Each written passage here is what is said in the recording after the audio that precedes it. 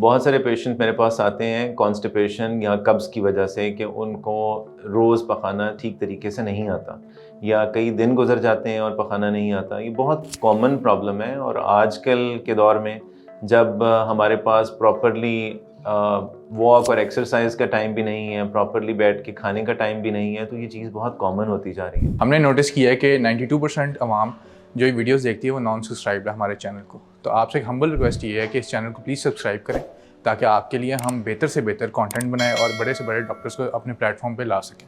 Thank you. अस्सलाम वालेकुम, मेरा नाम डॉक्टर सलमान जावेद है और मैं गैस्ट्रोएंटरोलॉजिस्ट हूँ।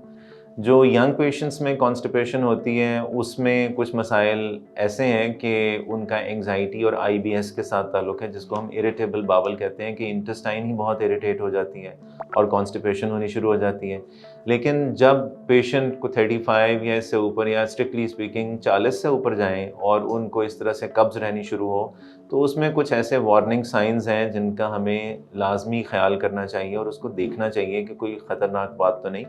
और उसमें ख़ास तौर पे ये चीज़ कि अगर इसके साथ में पेशेंट्स का वेट कम होना शुरू हो जाए या फिर साथ में ब्लीडिंग शुरू हो जाए या किसी पेशेंट की फैमिली में पहले बड़ी आंत के कैंसर की कोई पेशेंट हैं, तो ऐसे पेशेंट्स को तो लाजमी डॉक्टर को पहले दिखाना चाहिए। लेकिन जो यंगर जनरेशन है, जो 40 से कम हैं या जिनकी डाइटरी हैबिट्स अच्छी नहीं है या एक्सरसाइज वगैरह नहीं है, तो ऐसे पेशेंट्स में अगर कब्ज़ हो भी रही है तो वो मेजॉरिटी ऑफ द टाइम्स किसी ख़तरनाक मसले की वजह से नहीं होती। और इसमें जो फैक्टर्स हैं जिससे हम इस कॉन्स्टिपेशन को बेहतर कर सकते हैं, उसमें एक चीज़ जिसके बारे में लोग बहुत कम बात करते हैं वो है स्ट्रेस का फैक्टर।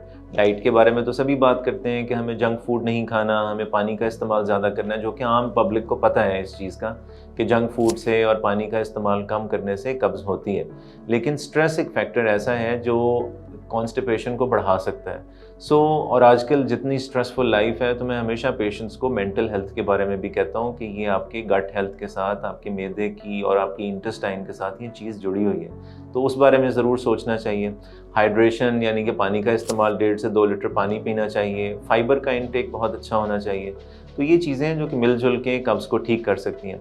लेकिन अगर किसी पेशेंट को इस तरह से कॉन्स्टिपेशन हो कि उसके साथ उसका वज़न कम हो रहा है या कॉन्स्टिपेशन कई साल गुजर गए और वो ठीक ही नहीं हो रही या कभी ब्लीडिंग हो रही है, तो ऐसे पेशेंट्स को अपना बड़ी आंत का कैमरे से मुआयना, जिसको हम कोलोनोस्कोपी कहते हैं, वो ज़रूर करानी चाहिए ताकि कम से कम एक दफ़ा बड़ी आंत को देखकर तसल्ली कर ली जाए।